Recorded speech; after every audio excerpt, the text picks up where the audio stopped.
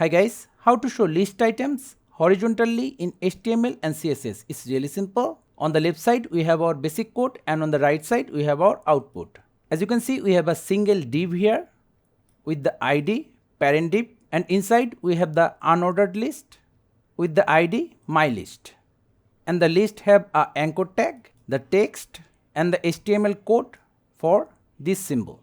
Now to show the list horizontally, call for the ID hashtag mylist, then inside we have the list item, so li opening brace closing brace, give it some space, display clone inline, let's give it white color white like the preview.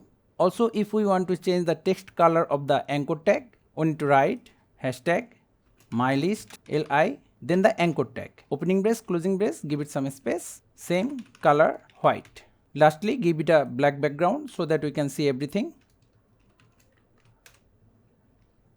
And we are done. Save, reload. See, it's really that simple. So thank you guys for watching. Have a good day.